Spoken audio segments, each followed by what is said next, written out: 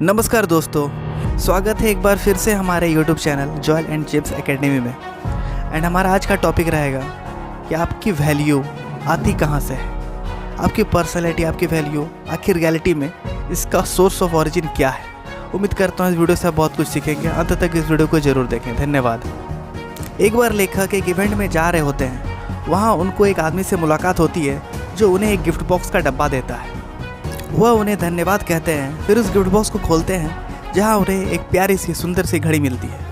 वह घड़ी उतनी फैंसी या एक्सपेंसिव नहीं लग रही थी, बट ठीक ठाक लग रही थी। फिर वह उस घड़ी को सुरक्षित अपने ड्रॉर पर रख देते हैं। कुछ महीनों बाद फिर जब वो ड्रॉर खोलते हैं तो उनकी नज़र उस घड़ी पर पड़ती है और वो ऐसा अंदाज़ा लगाते हैं कि इस घड़ी का मूल्य $100 होना चाहिए।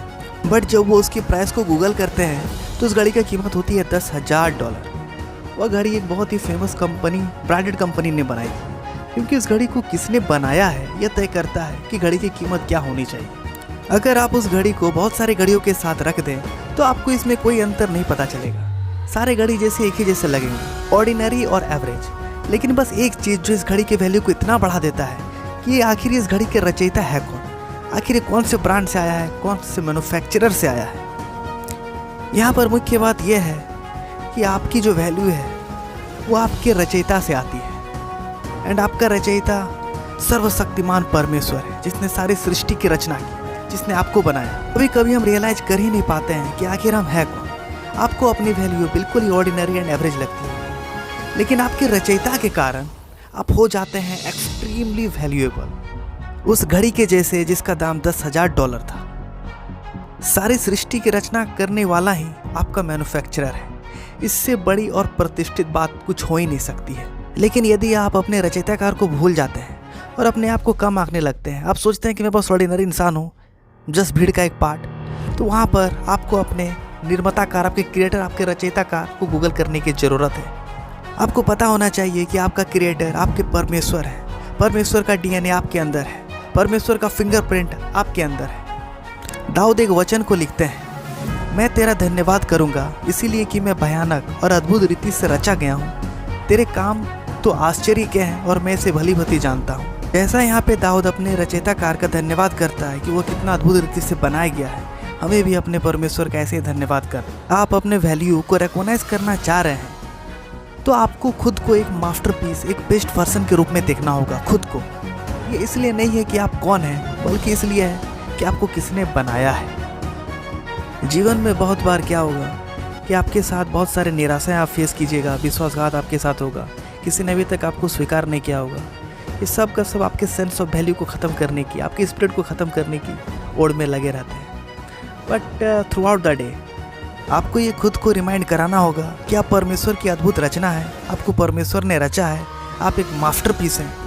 जैसा मैंने लास्ट वीडियो में बताया था कि जो दाऊद के जो पिता थे और दाऊद के जो भाई लोग थे, वो लोग दाऊद को एक नॉर्मल एवरेज बच्चा मान रहे थे, लेकिन वही दाऊद जाके लास्ट में इजराइल का राजा बन जाता है। तो हो सकता है आपके माता पिता, आपके दोस्त, आपके जो करीबी हैं, वो भी आपको एक नॉर्मल सा, एक एवरेज सा बच्चा मान रहे होंगे। लेकिन आपको याद आना चाहिए, आप अपने आप को रिमाइंड कराइए कि आपके रचयिता परमेश्वर है। आप एक एक्स्ट्रा ऑर्डिनरी, एक एक्सट्रीम वैल्यूएबल कैटेगरी में आप आते हैं।